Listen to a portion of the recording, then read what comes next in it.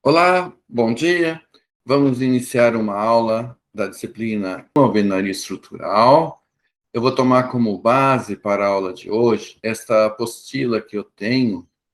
Esse item 1, breve desenvolvimento histórico da alvenaria estrutural, nós já abordamos rapidamente naquela primeira aula que eu apresentei a vocês. O que eu tenho a acrescentar aqui, assim, que eu acho que não foi falado e é importante, é dizer esse parágrafo aqui, olha, o maior edifício em alvenaria estrutural no Brasil é o Solar dos Alcântaras, com 24 pavimentos. Hoje, a alvenaria estrutural é o principal processo construtivo para edifícios de pequena altura em todo o mundo. Item 2, normalização. Nós temos nesse item 2.1 normas nacionais. Depois, no próximo item, normas estrangeiras. Aqui está a norma nova.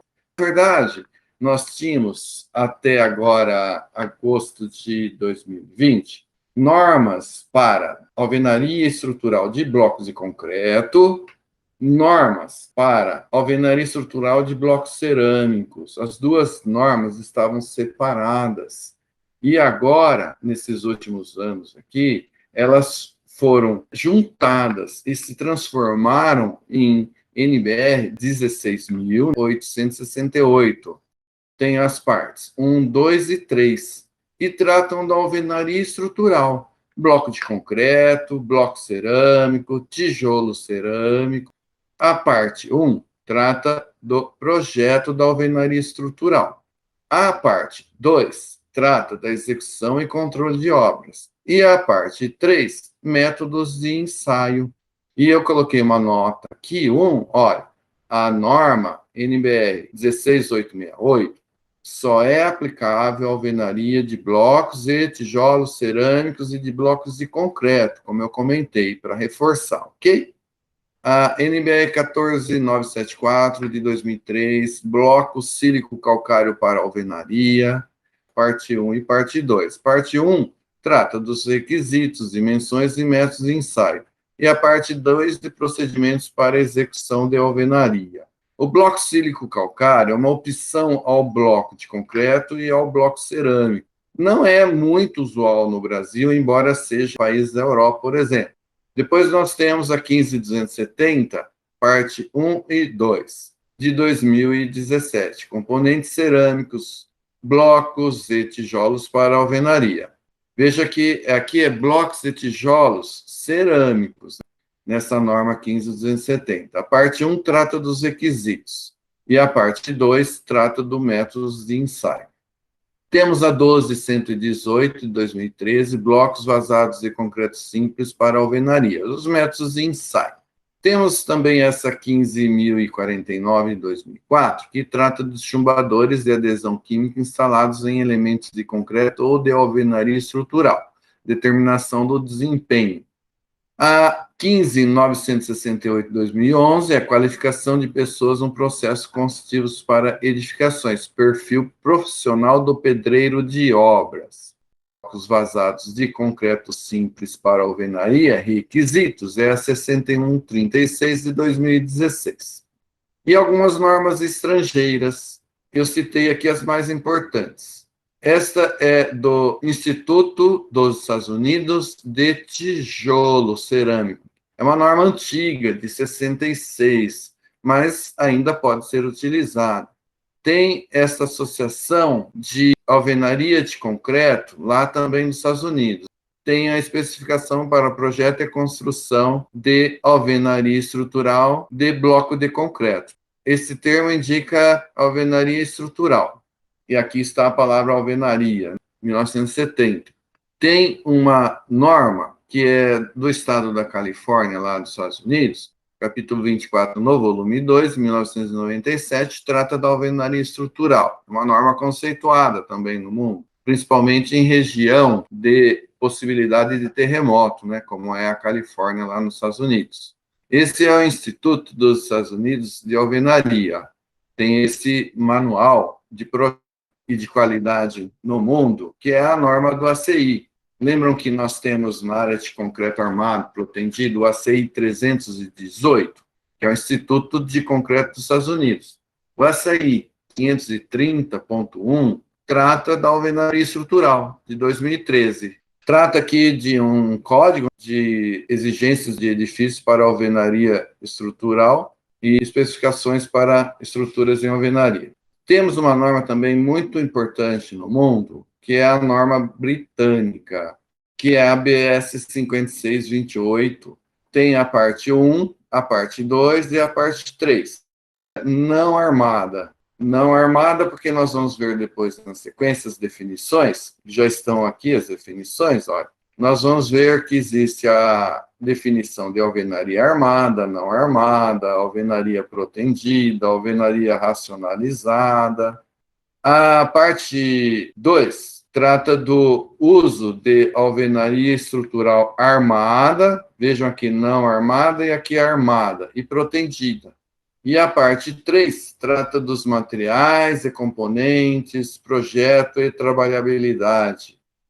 Então, são essas as normas aí, entre outras importantes também, que nós poderíamos acrescentar, como do Eurocode, lá da Europa. Aliás, eu preciso acrescentar aqui nessa lista. E temos algumas outras normas aí importantes pelo mundo também, a alvenaria. E tem 3 definições. Então, a alvenaria estrutural é um processo construtivo no qual os elementos que são de alvenaria, sendo os mesmos projetados, dimensionados e executados de forma racional. Eu coloquei aqui 2 fotos de um edifício em alvenaria estrutural de bloco de concreto em construção, e vocês podem observar que, de modo geral, na alvenaria estrutural, o elemento principal é a parede de alvenaria, como nós falamos. Os elementos que desempenham a função estrutural são de alvenaria, de modo geral, a parede, embora nós vamos estudar hoje outros elementos estruturais de alvenaria. E todos esses elementos são projetados de maneira racional. Vocês vão ver que nós vamos utilizar teorias, hipóteses, resultados experimentais para o projeto, principalmente da parede em alvenaria. Tudo isso normalizado. Então, é um cálculo, um dimensionamento racional e parte da execução também. Alvenaria racionalizada. Essa definição consta da NBR 15270, parte 1, na alvenaria estrutural, que é a norma que trata dos blocos e tijolos cerâmicos para alvenaria, parte 1. Essa norma define a alvenaria racionalizada como alvenaria participante ou não da estrutura, construída a partir de um projeto específico, projeto de produção, contendo compatibilização com instalações, coordenação modular e demais detalhes necessários para uma execução com o melhor aproveitamento dos recursos disponíveis. Vejam que esta definição estende esta que nós lemos aqui, que diz que é tudo de forma racional. Então, alvenaria racionalizada. Vejam que ela pode ser de vedação, como nós falamos, ou estrutural. Né? Por quê? Porque participante ou não da estrutura. Então, nós podemos ter uma parede de vedação com projeto, com compatibilização com as demais instalações hidráulicas, elétricas, ar-condicionado, etc., com coordenação modular. Agora, uma definição que eu traduzi de uma norma daquelas dos Estados Unidos que eu citei para vocês, que é projeto de alvenaria racional. Alvenaria utilizada como estrutura, suporte de edifícios e dimensionada a partir de um cálculo racional. Veja que é uma definição um pouquinho mais simples, porque ela está falando só do cálculo racional. A melhor definição, na verdade, é essa daqui, de alvenaria racionalizada, da NBR 15.270. E agora, eu coloquei algumas definições que constam da norma nova de alvenaria, unificada, a 16868, 2020. No caso, a parte 1, que trata do projeto, é que traz definições. Elemento. parte da estrutura suficientemente elaborada, constituída da reunião de dois ou mais componentes. No caso da alvenaria estrutural, de modo geral, a gente pode dizer que os componentes, dois, são o bloco e a argamassa.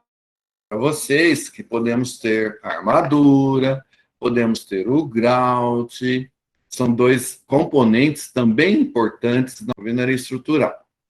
Elemento de alvenaria armado. Elemento de alvenaria no qual são utilizadas armaduras passivas que são necessárias para resistir aos esforços solicitantes.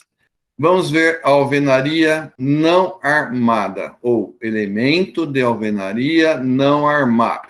Elemento de alvenaria no qual não há armadura dimensionada para resistir aos esforços solicitantes. E elemento de alvenaria protendido. Elemento de alvenaria no qual são utilizadas armaduras ativas. Aqui cabe uma observação. Nas normas anteriores, a definição era quanto à alvenaria armada, alvenaria não armada, alvenaria protendida, e eles modificaram, eu acredito que de forma correta. Modificaram como? Agora estão chamando de elemento de alvenaria protendido. O elemento pode ser armado ou não armado ou protendido. Porque se você olha um edifício em alvenaria estrutural, pode ter uma parede, um elemento aqui, por exemplo, uma verga sobre uma porta ou janela, que é um elemento de alvenaria, é armado. E você pode ter uma parede aqui no edifício que não tem armadura. É um elemento de alvenaria não armado. Então, o elemento de alvenaria armado é aquele que tem armadura passiva para resistir aos esforços solicitantes atuantes naquele elemento. Quando não tem armadura, então é um elemento não armado. Se a armadura for ativa, é um elemento de alvenaria protendido. Uma observação, nessa questão de elemento de alvenaria não armado, como nós comentamos, não há armadura para resistir aos esforços solicitantes. No entanto, como eu coloquei aqui na nota 3, o elemento pode conter armaduras, como, por exemplo, para finalidades construtivas, como aquelas para prevenir problemas patológicos, como aqueles decorrentes de fissuração, concentração de tensões, retração, que ocorre também na parede, por exemplo, de alvenaria estrutural. Então, pode conter armadura não resistente aos esforços solicitantes, como a gente diz, uma armadura complementar ou uma armadura construtiva. Bloco. Componente básico da alvenaria com altura maior ou igual a 115 milímetros, podendo ser vazado. Por que está falando aqui 115 milímetros como altura mínima? Porque é para diferenciar do tijolo cerâmico, tijolo e o bloco. Então, o bloco tem uma altura maior que 115, 11,5 centímetros. E aí ele pode ser vazado, como é de modo geral, pode ser perfurado. Perfurado é mais comum no bloco cerâmico. E pode ser maciço. Junta de argamassa. Componente utilizado na ligação dos blocos ou dos tijolos. Grout. Material cimentício fluido utilizado para preenchimento de espaços vazios da alvenaria, com a finalidade de solidarizar armaduras à alvenaria ou aumentar a sua capacidade resistente. Parede. Elemento laminar que resista predominantemente a cargas de compressão e cuja maior dimensão da seção transversal exceda 5 vezes a menor dimensão. Essa questão de 5 vezes a menor dimensão é para diferenciar do pilar, que está aqui na sequência. E veja, tanto a parede como o pilar são elementos onde a carga preponderante é a carga normal de compressão. Parede estrutural. Toda parede admitida como participante da estrutura. Então, no caso de um edifício em alvenaria estrutural, nós dizemos aqui que há uma estrutura em alvenaria para essa edificação. E a parede, então, faz parte dessa estrutura em alvenaria. Parede não estrutural. Toda parede não admitida como participante da estrutura. E, de modo geral, nós falamos que é a parede de vedação. 5. Elemento estrutural armado, apoiado continuamente na parede, ligado ou não às lajes, vergas ou contraverga. A cinta tem a finalidade de uniformizar a distribuição das ações verticais e servir de travamento e amarração das paredes. Coxim. Não é um elemento comum, mas, enfim, é possível de ser projetado.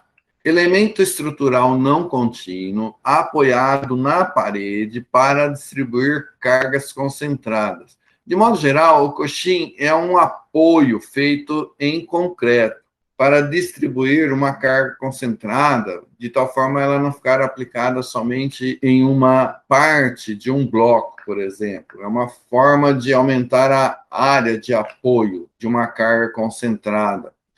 Pilar, elemento linear que resiste predominantemente a cargas de compressão e cuja maior dimensão da seção transversal não excede 5 vezes a menor dimensão. Isso, como eu disse, é para diferenciar aqui da parede. Vendo? A parede excede 5 vezes a menor dimensão. No pilar, não. Enrijecedor. Elemento vinculado a uma parede estrutural com a finalidade de produzir um enrijecimento na direção perpendicular ao seu plano. Por exemplo, muros de alvenaria, muito comum em bloco de concreto. Vocês podem observar que a gente olha assim na lateral, em vista, nós vemos aqueles pilares espaçados ali ao longo daquelas paredes. Então, aqueles pilares, na verdade, são enrijecedores, porque ali não está funcionando como um pilar, e sim mais como um enrijecedor, porque a carga vertical ali é só o peso próprio, praticamente. Porque nesses muros, o esforço preponderante é a ação lateral do vento. Funciona aquele pilar ali no muro muito mais como uma viga engastada na base e livre no topo, para suportar os momentos fletores advindos da ação horizontal do vento que incide sobre o muro, ok?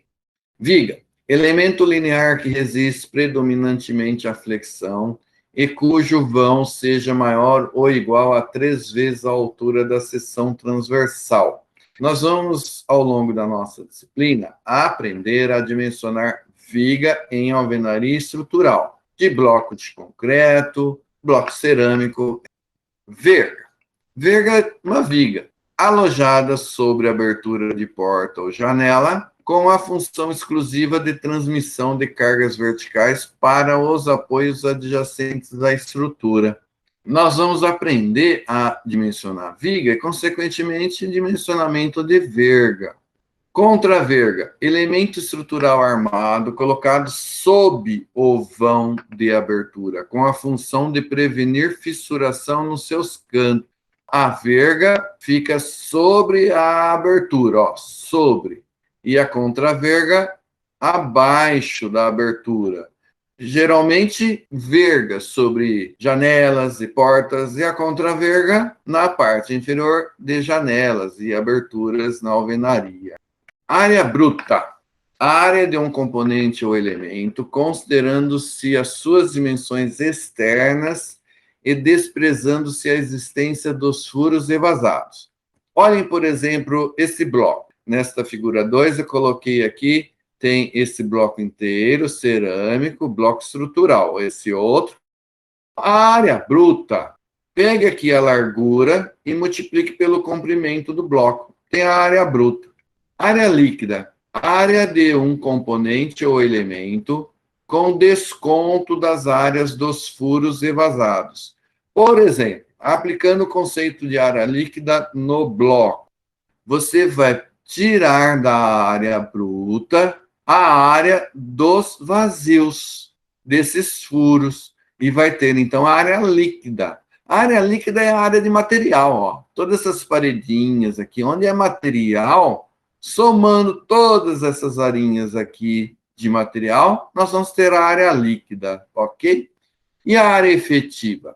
parte da área líquida de um componente ou elemento sobre a qual efetivamente é disposta a argamassa adicionada à área grauteada. Então, área efetiva de argamassamento por exemplo, se você colocar argamassa aqui, só nessas paredes e nessas paredes, é a área dessas paredinhas aqui. Se colocar argamassa em todas essas paredinhas aqui, a área efetiva de argamassamento vai coincidir com a área líquida do bloco. E por que está falando aqui adicionada a área grauteada? Imagine que esse furo maior, esse furo maior, sejam preenchidos com grout. Então, além da área de argamassamento, nós vamos somar a área do grout. Ou seja, é a área de transferência de tensão de um bloco para o bloco de baixo. Se não tiver grout, a área efetiva será só aquela da argamassa. Bloco vazado. Componente de alvenaria cuja área líquida é igual ou inferior a 75% da área bruta. Isso implica que o bloco vazado deve ter a área de furos, ou vazados, ou vazios, superior a 25% da área bruta. Então, pelo menos, ou no mínimo, 25% da área bruta deve ser furo, vazios, não material, né? Para nós termos, então, o bloco vazado. A NBR 15270, parte 1, que trata dos componentes cerâmicos, blocos e tijolos para alvenaria, também apresenta algumas definições. E algumas até se repetem. Eu vou ler para vocês. Alvenaria de vedação. Alvenaria não admitida como participante da estrutura. Veja, essa tal de alvenaria de vedação, ela pode ser racionalizada ou não racionalizada, conforme o critério, a definição para a alvenaria racionalizada. Lembram? Alvenaria estrutural. Alvenaria admitida como participante da estrutura. Área argamassada, a área da seção correspondente à superfície horizontal ocupada pela argamassa de assentamento. Mas veja que difere da área efetiva, porque a área efetiva, nós vamos considerar também a existência ou não de área grauteada. Olha a diferença, área efetiva com grout. Argamassada, não considera o grout, só a área da argamassa. E a área bruta, a área da seção de assentamento, delimitada pelas arestas do bloco ou tijolo, sem desconto das áreas dos furos, quando houver.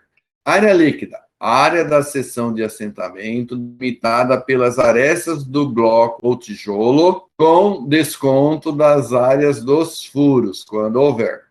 Tem também uma definição que não se encontra nas normas, pelo menos em alvenaria estrutural, né, mas que é usual no projeto estrutural, que é a definição de parede de contraventamento. Tem por função resistir às ações horizontais no seu plano, contida no seu plano. Imagina a parede, então contida no plano da parede. E da onde vêm essas ações horizontais? Pode ser da ação do vento que atua no edifício, de desaprumo na execução da estrutura do edifício e de ações sísmicas, como de tremores de terra, de terremotos. Ela contribui para proporcionar rigidez à estrutura da edificação, aqui no caso, a estrutura em alvenaria, de tal forma nós termos ou obtermos a necessária estabilidade global ao edifício. Na sequência, nós temos o item 4, que são os componentes empregados na alvenaria estrutural. São os materiais. Então, as unidades, que são os blocos, por exemplo, argamassa, grout, etc. Então, antes de nós entrarmos nesse item 4, eu vou mostrar para vocês a apresentação multimídia, onde constam algumas imagens, fotografias. E depois, num outro vídeo, eu começo aqui do item 4. A verga, como eu havia comentado com vocês, a definição geralmente feita com um bloco canaleta, como nós vamos estudar, sobre aberturas de portas, janelas. A contraverga, que é aquele que fica na parte inferior de uma janela ou abertura. Vejam, aqui tem uma abertura e a contraverga também feita com bloco canaleta. Aqui uma abertura, janela, uma contraverga. Tem armadura dentro desses blocos canaletas, preenchido com concreto ou grout. Pode ser uma contraverga pré-moldada. A cinta, que é o elemento estrutural armado apoiado continuamente na parede, ligado ou não às lajes, vergas ou contravergas. De modo geral, a cinta é ligada às lajes que se apoiam sobre a parede. A cinta tem a função de uniformizar a distribuição das ações verticais na parede na qual a cinta se apoia. Qual a uniformização? Da carga vinda da laje, que se apoia na parede, e de paredes que estão aqui posicionadas, né, apoiadas sobre a parede do andar de baixo. E também as cintas, elas fazem um travamento, uma interligação entre as diversas paredes de um edifício. Se nós voltarmos aqui, olha, imagine aqui cintas colocadas acima de todas essas paredes. Por exemplo, se nós pensarmos essa parede e essa, elas ficarão interligadas a um travamento entre as duas paredes proporcionado pela cinta, como aqui, por exemplo, nesse cruzamento e etc. A cinta é um elemento muito usual na alvenaria estrutural. E a cinta ela é executada com bloco canaleta ou bloco J. Esse aqui no desenho é um bloco J. Aqui, um bloco canaleta para a confecção da cinta. A cinta são esses blocos rosa. Aqui é a verga e esse elemento é a contraverga.